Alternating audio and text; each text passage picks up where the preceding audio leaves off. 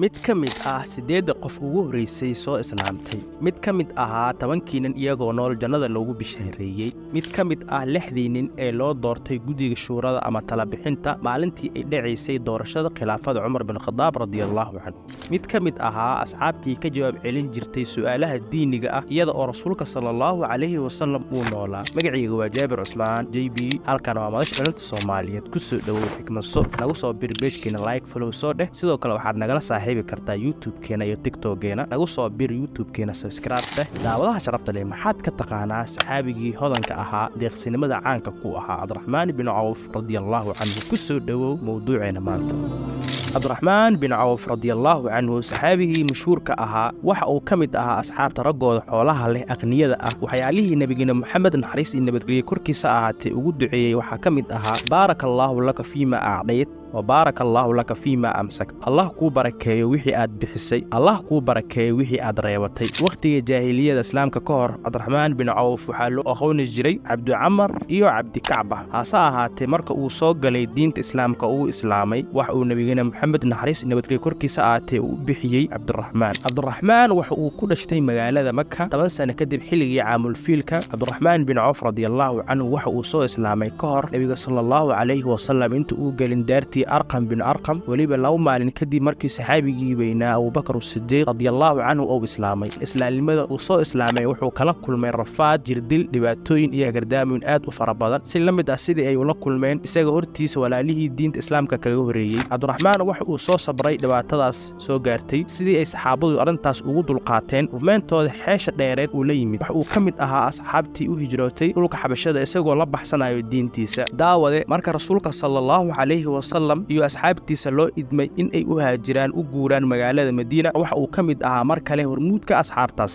rasuulka sallallahu alayhi wasallam iyo asxaabtii la socotay markii ay yimaadeen magaalada Madiina waxa uu walaaleeyay rasuulka muhaajiriinta ka soo haajirtay magaalada Makka iyo ansaartii degneed magaalada Madiina daawada Cabdiraxmaan bin Awf waxa walaal looga dhigay Sa'd bin Rabi' al-Ansari radiyallahu anhu Sa'd bin Rabi' al-Ansari waxa Cabdiraxmaan ku yiri walaalkayiyo waxa aan kamid ahay ganacsatada Madiina kuwooda ugu taajirsan waxaan leeyahay laba beerood iyo laba xaas bal soo eeg labadaas beerood midii aad doonto doorato qaado xaasaskeyga tii aad doorato ayaan ku furayaa si aad adiga u guursatid Cabdiraxmaan bin Awf waxa uu ugu jawaabay maalkaaga iyo xaaskaaga Allah ku barakeeyo laakiin waxaad i bartaa ganacsiga muddo yar kadib Cabdiraxmaan waxa uu bilaabay ganacsi waxa uu noqday qof isku filan kadib waa uu guursaday Cabdiraxmaan bin Awf waxa uu noqday qof deeq badan oo maalqabeen ah Cabdiraxmaan bin Awf radiyallahu anhu wuxuu rasuulka sallallahu alayhi wasallam kala qayb galay dagaalo badan maalintii dagaalka badar uu dhacayay waxa uu Cabdiraxmaan muujiyay wacdaro iyo geesinimo ilaa uu ka dilay gaalkii la dhihi jiray Umayr bin Uthman bin Ka'ab al-Tamimi daawada sidoo kale Cabdiraxmaan waxa uu ka qayb galay dagaalkii Uhud waxa uu ka mid ahaa intii maalintaas goobta ku sugneed oo aan cararin waxa dagaalkaas ka soo gaaray dhowr iyo 10 dhaawac oo qaarkood ay halis ahaayeen daawada Cabdiraxmaan bin Awf inta jeer uu jihaadka ka qayb galay waxa ka badan inta jeer uu maalkiisa kaga qayb galay ku bixinta jidka Alle waxa dhacday maalin rasuulka sallallahu alayhi wasallam uu doonayay ciidan ilaala ah markaasi wuxuu asxaabta rasuulka sallallahu alayhi wasallam ku yiri